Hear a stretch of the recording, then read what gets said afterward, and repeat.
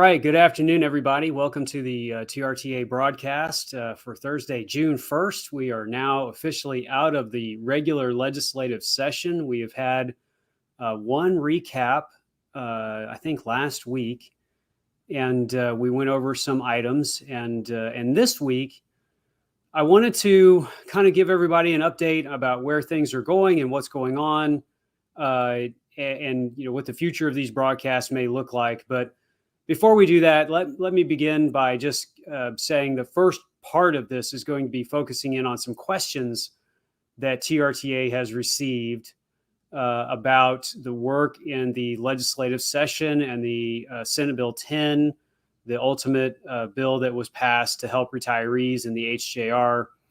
And so I wanted to take some of those comments and those emails, and there are a number of themes that have come up over the last week as people have seen what the legislature was able to ultimately approve. And I wanted to talk about them some. Been doing this for a long time. I love the Texas Retired Teachers Association. It really is a great organization. And I have a true benefit of going out and talking to directly to our local chapters and our districts all over the state of Texas. And if you are not a part of our network and plugged into our local chapters, I'm going to ask again that you would consider doing that. We have a map, I believe, on our website that you can try to find the local near you. You can contact our office. We can help you in that way. But one of the things that I've learned over the years of going and talking to our locals is that people feel like they know more if someone's actually giving them, some time to answer questions that are coming up or thoughts that they have. And that's really what I'm looking forward to right now, is a bit of a dialogue that we can have today. And I'm going to try to hit on some of the major themes that have come up, as I said, over the last week.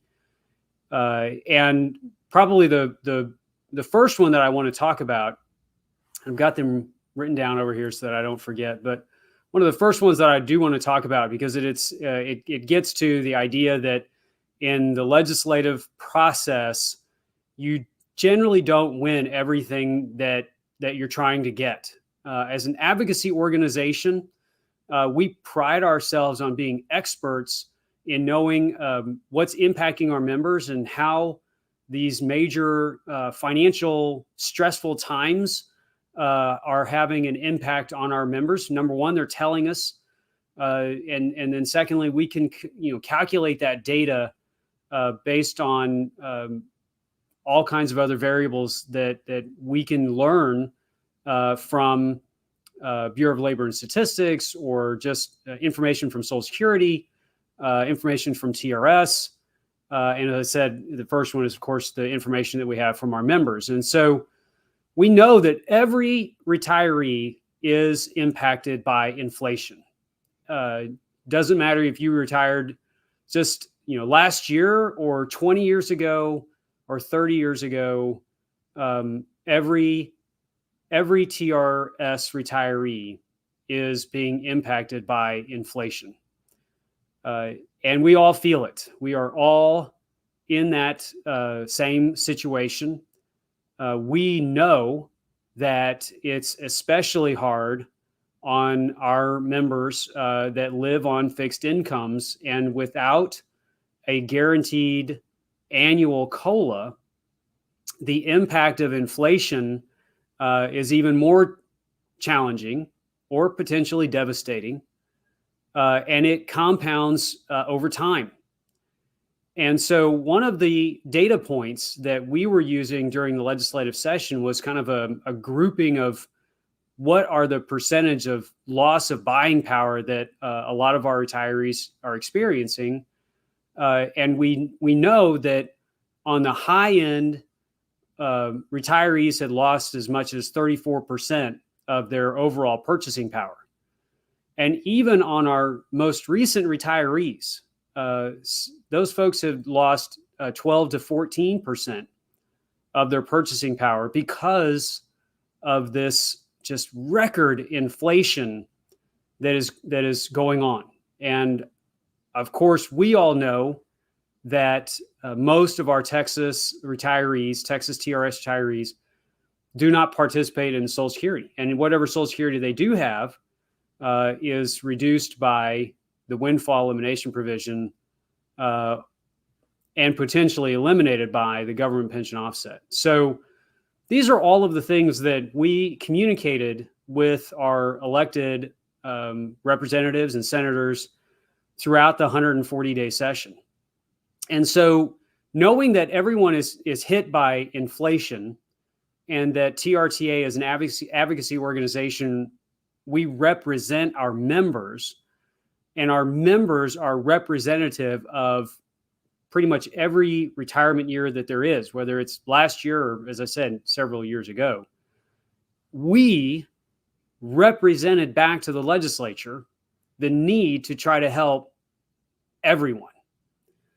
And in a lot of our communication that we would be working on during that period of time, we would often repeat, help as many people as we can with the biggest impact possible in the fastest time possible. And those of you who've been watching this for a while, that's a theme that you probably got used to us saying, because we were repeating that in legislative offices that we would go to. And so the legislature brought out a bill package that was the largest increase in retirement benefits paid for through general revenue dollars and paid completely by the state of Texas, probably ever in the history of TRS. Now, I know that in previous years, we had large increases for retirees in a period in the 1990s and the early 2000s during a process called the Consumer Price Index catch-up. But those increases were really being financed through the teacher retirement system, and they were large increases, and they really helped a lot of people. But the system itself was bearing the cost in large part for those increases. So this package that the legislature put together and that we support was a package designed around making sure that the teacher retirement system would not be fiscally hurt, or probably said a better way, that we wouldn't be financing the cost of the benefit enhancements through the teacher retirement system. And because we were fortunate enough to get the legislature to really help make this a budget priority, there was a limit on how much the budget could actually bear to help us during this legislative session.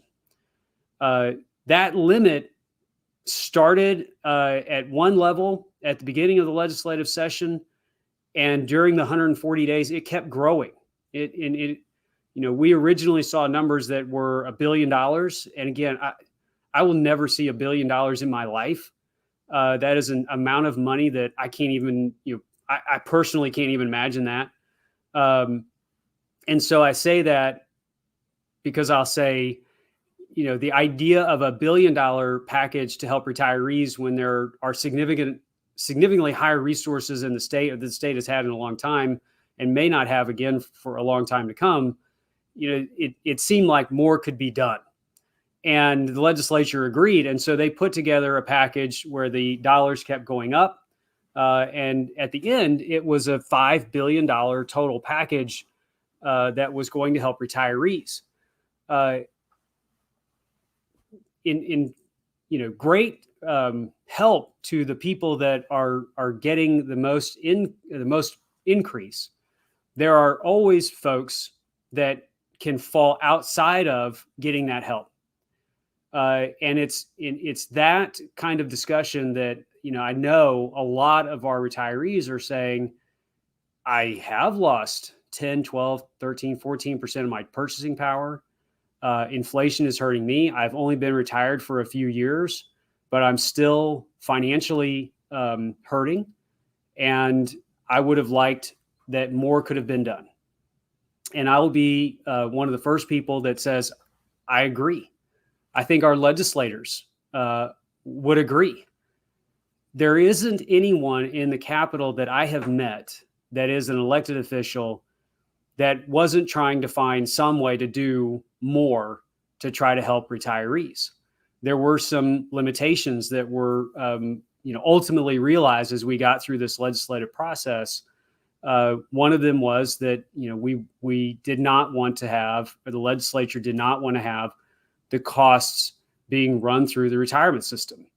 There are other ways to bring in more resources and potentially increase the benefit enhancements that may have been available, but they were not gaining traction in the legislature, and probably for a lot of good reasons. Just as an example, one of those methodologies is to increase contributions to the retirement system. Those contributions, as our retirees well know, come from their employer, the school district, the state of Texas, which is a shared employer contribution that's made with the districts in the state, and the active teachers themselves. And so, we can always talk about raising contributions. And of course, in House Bill 600 and HJR 2, when they were originally unveiled, at the early part of the beginning of session, there were statutory increases to teacher contributions, state contributions, other revenue dollars coming in. And so when you have more contributions, you have more options available. But when this all got to the end of the legislative process, the plan that was constructed, I believe, really took the maximum resources that the state was able to put together for this plan, and it was designed to target as many people as possible. And of course, there were two parts: the COLA part and the supplemental check part. And I'm going to dig into each of these a little bit more as we go through this discussion. But the whole point of me going into this for the last 4, 5, 6 minutes was to reassure our members that as an organization, we know, we understand how challenging the financial realities are that are affecting all TRS retirees. And that messaging was a major part of our advocacy effort. And we really worked diligently with our elected officials. And I will tell you, it is strongly my opinion, as someone who was there every day and attended a lot of meetings where I talked directly to these elected officials, people want to do as much as they can. And in a session where there is a lot of available revenue and there are a lot of interests that are trying to access those dollars, and the state is really working to stay in a budget cycle that keeps them under a spending cap, there are only so many resources that are going to be able to be moved around.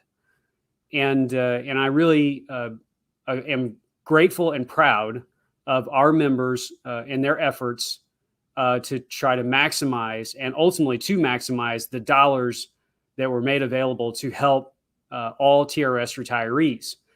And I say this, all TRS retirees, because one of the questions that came up early on, and I'm not sure if it was a social media post or if somebody heard this information, but there was something that was going around about how if you fit into one of the categories for the COLA by your year in retirement, or if it's supplemental check by your age, if you were not a classroom teacher or a certificated person who worked in a school district, then there were people saying, well, I've read that this is only for teachers. These benefit enhancements are only for the certificated folks and maybe not other people that worked in the district.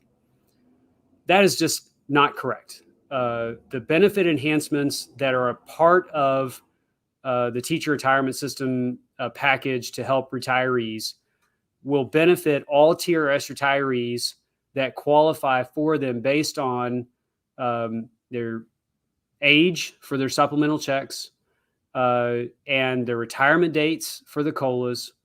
There are some other provisos about other specialized retirement qualifiers, but the idea that this was somehow limited to only a specific work group within the TRS retirement sphere is not correct. So this affects TRS retirees of all positions that worked into their retirement years and are now eligible for a regular annuity or survivor annuity. So that's those are the a couple of the starter off questions. Did TRTA really advocate for all retirees? Of course, we do that, and we know in a legislative process we're going to see proposals that don't get us exactly where we may want to go.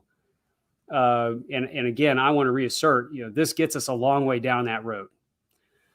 Another item that, pardon me while I look down at my notes.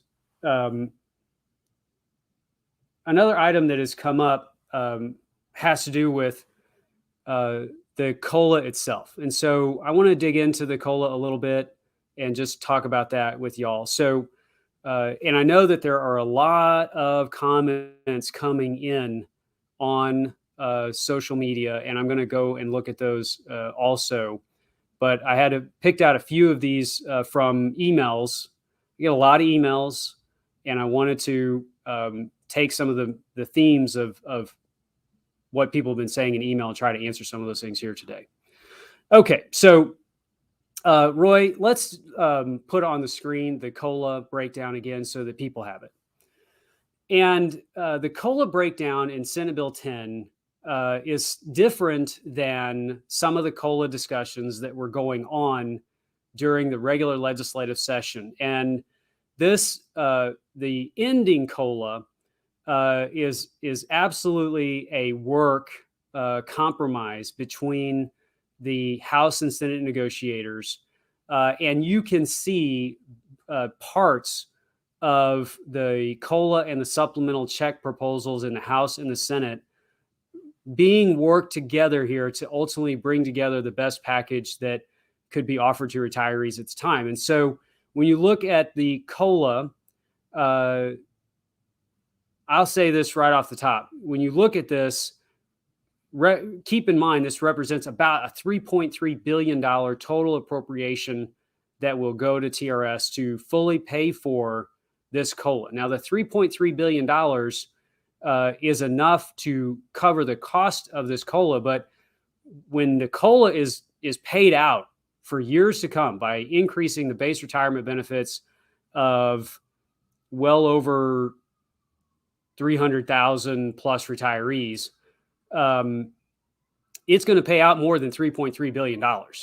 What the legislature is doing here is they are putting the money in the trust fund so that the trust fund can get the earnings off of this initial seed money and the finance of it, to finance the rest of it. It's going to be coming from investment earnings and the other dollars that TRS can generate from their investments. And so that's using the system wisely by funding the cost of the COLA up front and then using its investment capacity to carry this out for years to come to help the folks that are going to be benefiting from this. So obviously the first segment is the 2% COLA have to be retired between September 1st, 2013 and August 31st, 2020.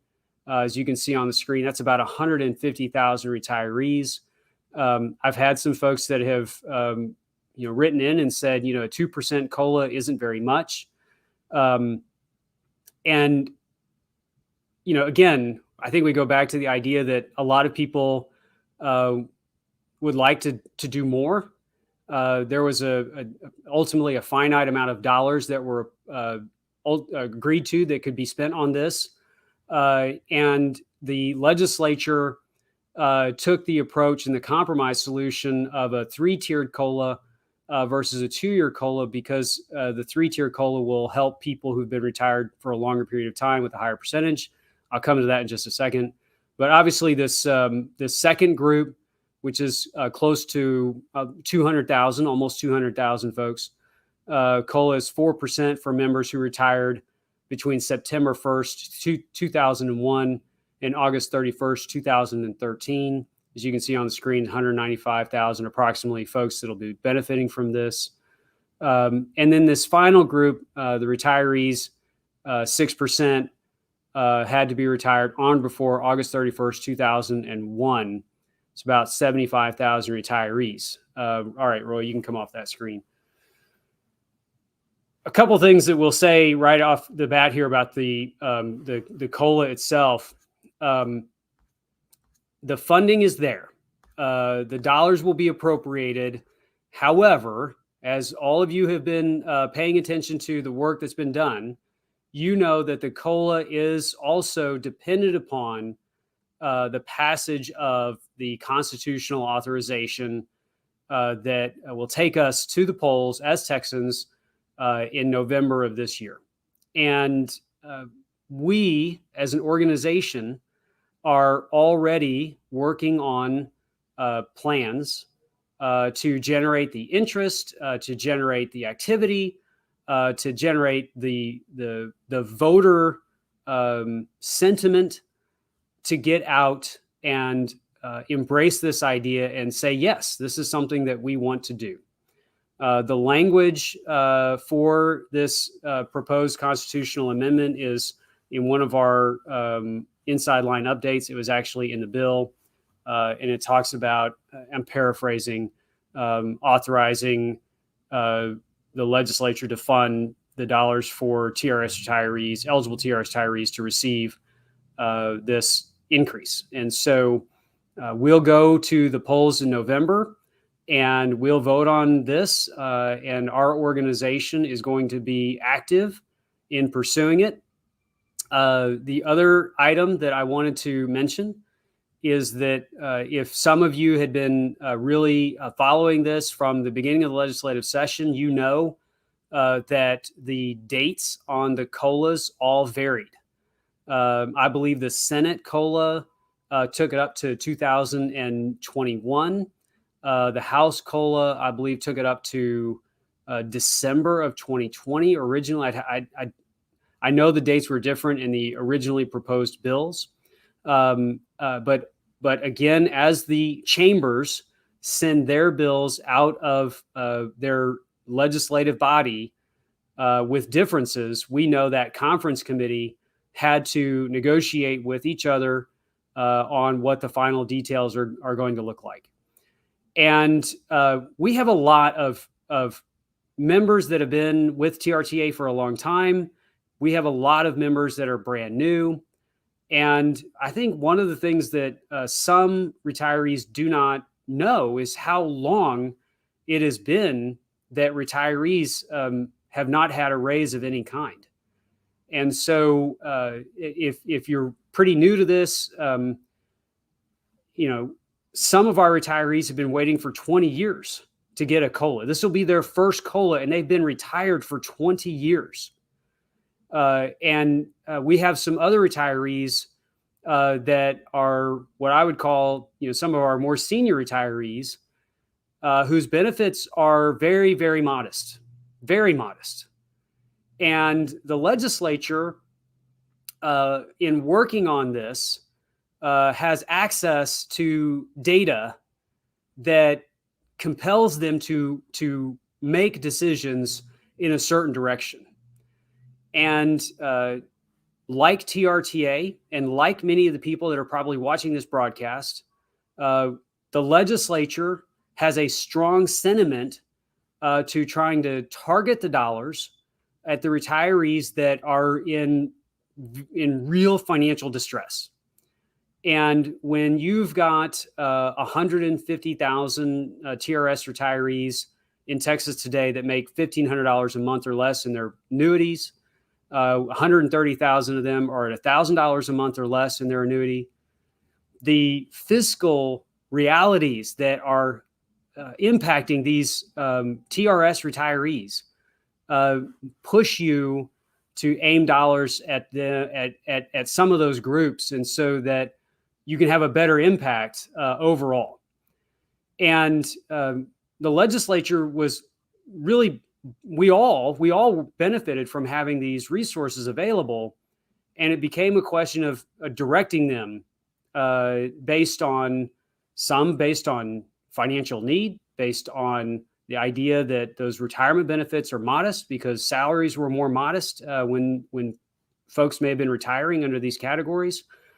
There are a lot of variables, and I applaud the legislature for making sure that we covered as many people in this legislation as we are covering.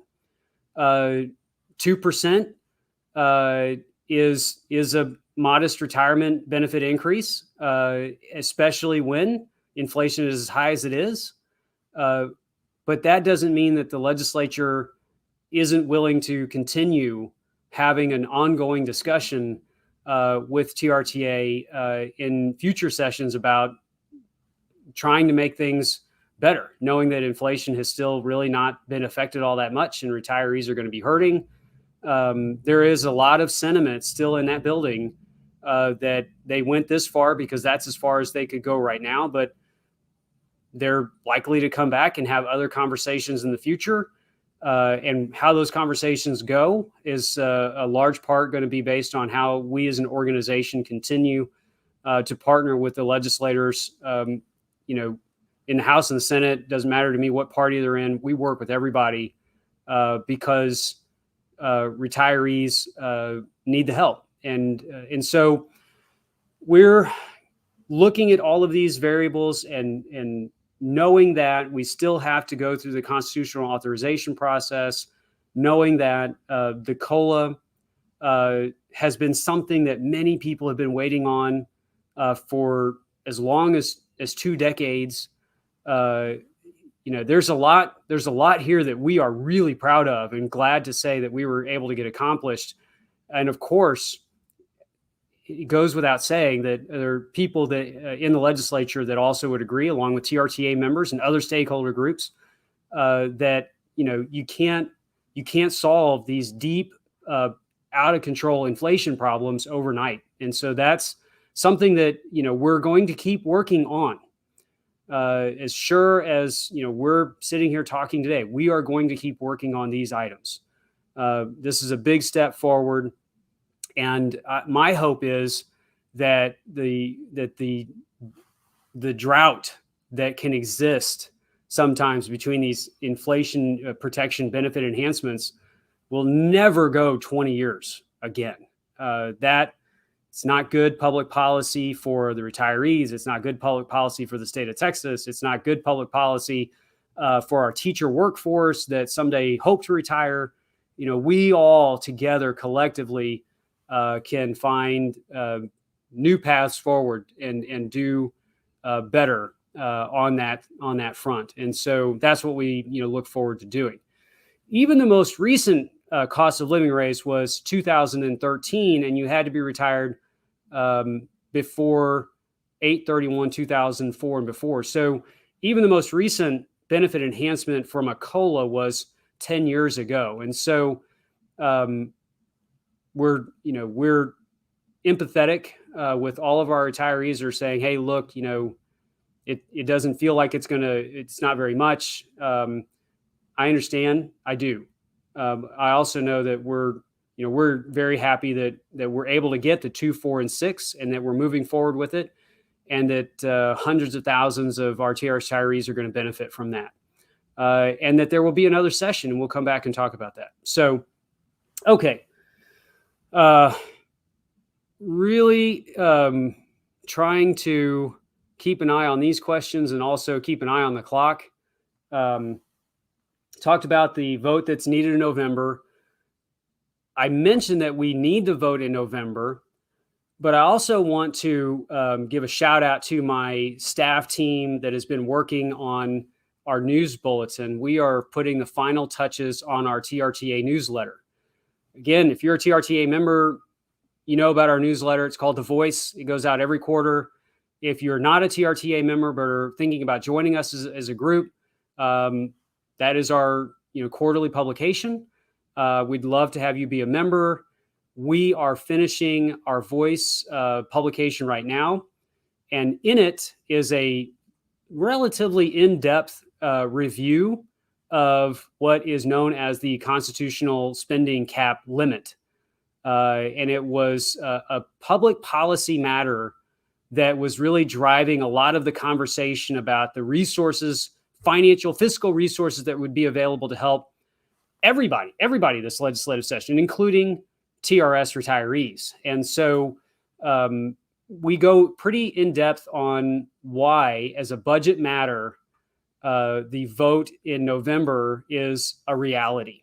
And, originally the Senate proposal didn't have that part. The House proposal did have that part. There were other intricate details of the House proposal that were bringing other components to it. But I think to sum up a lot of this, by the time that we got to the end of the legislative session, the legislature said, we want to spend a lot of money helping retirees this session, but we also have this spending cap limit. Can we guarantee a portion of the dollars, the funding for these benefit enhancements right away, which are the supplemental checks? And can we authorize the dollars for TRS and budget that, but have the voter approval component that goes along with it so that we can allocate more money to helping retirees and not have those dollars rub up against the constitutional spending limit? And so that's part of what we go into in our news bulletin article. And I think as you all read that, you'll have a better, clearer understanding of what was being talked about as a budget reality. In order for us to get as much as we were able to get this legislative session, a portion of the dollars are guaranteeing those supplemental checks are going to go out in September because those dollars are going to be funded right away. And with voter approval, the $3.3 billion that's being allocated to help on the COLA can be guaranteed. The fund will get the money. Retirees will get the benefit enhancement. We have to go through the constitutional authorization process so that the legislature could find a way to make it all work. And so that's why that process is in place. As I've said before, I think I said last week, as an organization, we intend to win. We will get out and work it, and we're going to get our members involved and a lot of people educated. And so we've got some work ahead of us, but at the same time, we don't do this to lose. We are winners in this organization, and that's what we do. And so we're going to fight for it. Okay, so I want to talk about the breakdown on the supplemental check. Roy, can you put that on the screen as well, the supplemental payment? Okay, so supplemental payment details, the $7,500 for 75 years or older impacts approximately 186,000 retirees. There's another supplemental check for it's $2,400 to retirees that are between 70 and 74. It's about 104,000 members. This is not contingent on a constitutional authorization vote in November. These dollars will be allocated to TRS. It's our understanding that TRS is going to work to process these in the month of September. And I always leave that door open just a little bit, that if something goes wrong and TRS tells us that they need to update us on that, then they will. But the legislation that was constructed really pushed for this to be done in September. Roy, you can come off that slide. So in total, that was around $1.6 billion, I believe, for these payments. And I've had a lot of questions from retirees saying, there's a big difference here. You've got the one group getting a large supplemental check. You've got another group getting a supplemental check, and then you've got other retirees that didn't get it at all. And again, I go back to what legislators really were working on as far as targets, and just some of this data that we know with so many hundreds, 130,000 retirees that make $1,000 a month or less. A lot of those folks are senior retirees. They're in their mid 70s and above. We have a lot of TRS retirees that are over 100 years old. And there is a wonderful TRS retiree that the Teacher Retirement System has a new video on their website. Retiree's name is Wheezy, and she's 106. And a great story, wonderful teacher, and somebody that when you look at the totality of TRS, and you have some retirees that may be in their late 50s and some that are, over 100 years old, there are great challenges in dealing with some of the financial realities for our more senior retirees. And the data that the legislature you probably had a chance to look at, as well as listening to us as an organization, there was a big emphasis on trying to help more senior retirees, just again, because of the financial realities a lot of those folks are dealing with. In the House proposal, as you know, there was a $5,000 check for retirees that were 70 and up. And again, I think this just comes down to negotiations between the House and the Senate. I think you have some legislative leaders that really believed that when you look at the data and the information and you see who is potentially going to receive these benefit enhancements, there's a real objective to try to get our policy to reflect the need, the deep financial challenges that a lot of our senior retirees have. And so it was a kind of once in a, I don't know, I hate saying lifetime, because who knows if we'll ever see this kind of budget situation again. But in the 20 years that I've been here, I've never seen a budget like the one that we have. And so there were a lot of options available. I know I can think of at least one or two legislative leaders right now at the top of my head that said, hey, we're going to do this for y'all now. And it does not stop us from doing another kind of supplemental check or a 13th check or another stipend or something in the future, because there will still be resources available. So it's a long time to work on this project. It takes a lot of effort, and the expectations that we all have because of the need. These expectations are based on need, and everyone is in need. And I am not at all trying to diminish that in any way. I embrace that and say, I understand, our association understands, we're pushing for more when those opportunities make themselves available. It is an excellent, we didn't know the details of all the compromise until, a few hours maybe before we were able to even report on it. And so I was very happy, along with our TRTA leadership and many folks, seeing that we were going to have our more senior TRS retirees getting a large payment, and yet we were still benefiting another 100,000, 105,000 or so people that were 70 to 74. And so, that's, again, one of those opportunities that becomes available. It doesn't mean that we cannot come back and try to do more in the future. And I do understand when retirees are saying back to us, it would have been nice to have gotten that extra check. I understand. We're going to keep working for you. We are going to keep working on this as the days and months and weeks and years come. We're going to be working on it. And a lot of our younger retirees that have been retired for a few years have told me directly, I probably wouldn't be so not dependent, but have such a need if my Social Security was correct. If I could get my Social Security back based on how the federal government is reducing that benefit unfairly, things would be a lot better financially, fiscally for me. I could do a lot more because I paid into that and I'm being hit unfairly with these provisions. And so, that's an area of focus that we as an organization are also working on daily. And I'm going to mention that again, probably by the end. But ultimately, when somebody says, what motivated the distribution of checks the way that they were sent out, then that was a lot of the background on it. It was trying to target most of those dollars to senior retirees, but also trying to pick up as many other retirees as we can within the budget package that ultimately became that $5 billion figure, huge sum of money to fund the COLA and to get as many retirees a supplemental check as we can.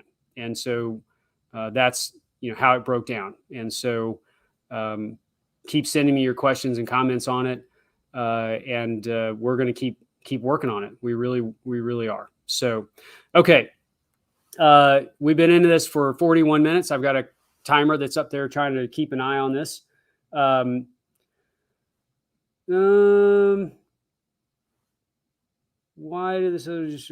will we know more about the amendment? A lot of folks are saying, when will we hear more about the amendment?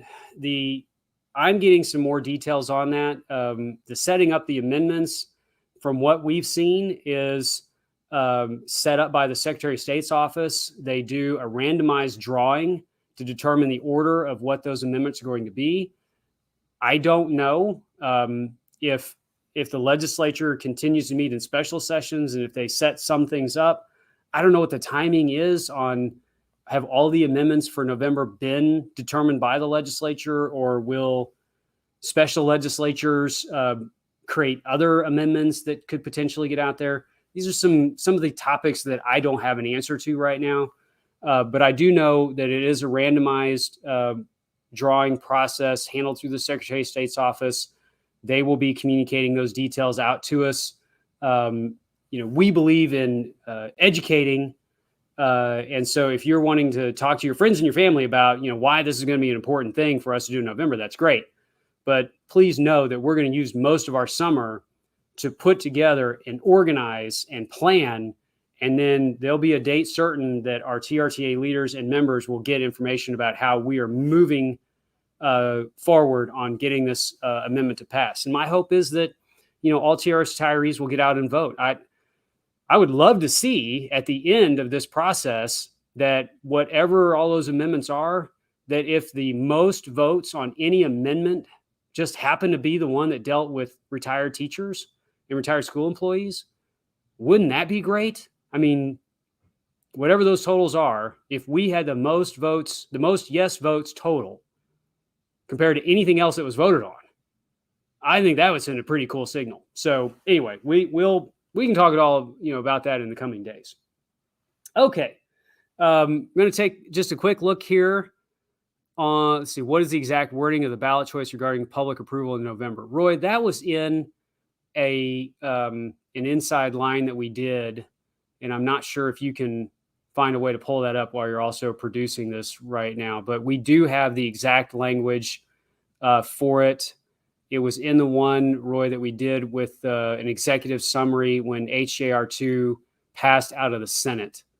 It was in that executive summary. So while he's looking for that, I'm going to keep looking here on other comments. I have had a lot of questions about spousal benefit increases and about supplemental checks related to spouses. I've had some questions about other parts of retirement dates and things like that.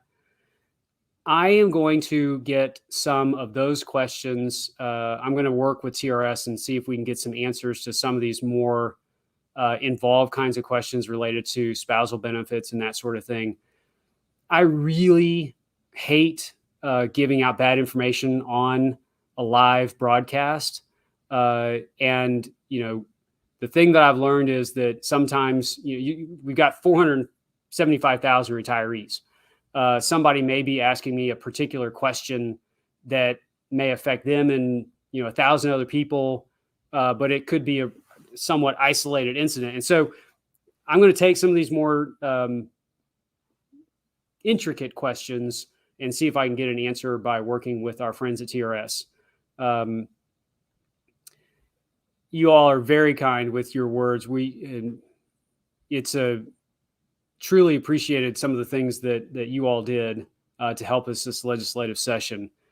Have somebody here saying that they retired in 1992. They're very happy. And,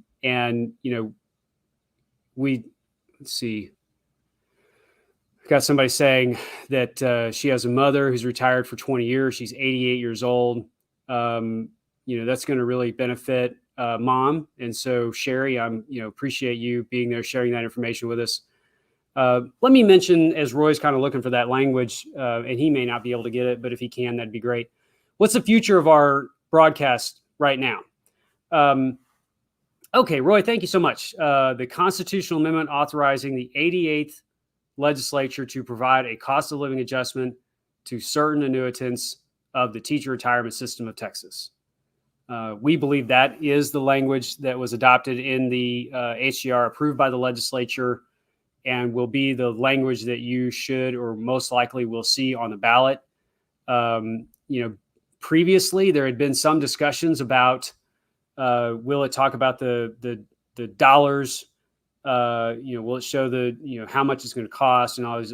But we think this is the language. I think it's good language and something that we can rally around. I'm anxious to know when we'll find out what number we might be on the ballot, just because I think that's something everybody's going to want to know. And so we'll get that information when it becomes available. So as I was saying, we've been doing this since January, and y'all been very good to tune in and keep an eye on things that are going on. I want to just speak directly to all of you. We are not stopping. The Texas legislative session regular session is over for now. We're keeping an eye on everything related to the special sessions. We do not believe there will be anything that will come up related to TRS during the special sessions, but there are always possibilities for some issues like retire, rehire, and other items that potentially come up during the special session that we'll be keeping an eye on. What we will be spending a lot of time on is our federal agenda. And I've said on this program before that we have a 24/7, 365 advocacy approach. And while we may be talking about the legislative session between January and the end of May in the odd years, it does not mean that we are not doing work related to our federal agenda. I think you've seen me on this broadcast get pretty vocal about why what we feel about the windfall elimination provision and the government pension offset. And there's a lot of work that we've been doing, and there's a lot of work that we need to do to try to advance these issues in the coming weeks on WEP and GPO. And we're going to spend a lot of time with our coalition partners around the country, making that more visible for all of you. Clearly, we'll be getting ready for an election process in November, and we'll be spending some time talking about that. We are likely going to take a couple of weeks off as we start into we end one TRTA fiscal year, and we have a few items that we are going to finish up this fiscal year. And then we start the next fiscal year in July, and we've got some conferences and things going on for our leaders, and we're going to be spending some time doing that. So there could be a period of several weeks that we are not going live again. And I just want to say there will be a time that we are doing this more. I'd love your feedback, your comments, your suggestions, your input, things that we could have done better. How does this, how helpful has this been? Are there other areas or topics or things that you would like me to focus more on and do these updates? Would it be helpful to do, one a month just to make sure that we keep our together audience, here and at the table? So put those comments in Facebook and on YouTube. Send them to me directly, tim@trta.org. Happy to read your emails. But we're going to take a little time off. I am talking about maybe doing one final show with some of our capital team members and maybe some of our organizational leaders, but haven't quite figured all that out yet. But for now, the next broadcast will let you know. I do not believe there will be one next week.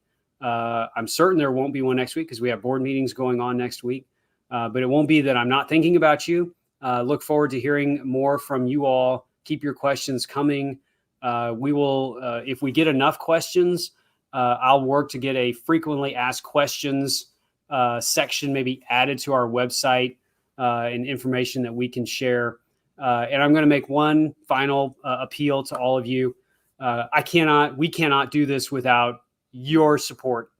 Our membership, phone calls, emails, activity, showing up today at the Capitol, going to our chapter meetings, being part of our leadership. We need you. We need more people involved in this organization. And if you have enjoyed learning more about this, or if you're supportive of our cause and are inclined to help us with being a member of TRTA, we'd love to have you. It is a $35 annual membership cost. And we will maximize the total value of your investment in this organization.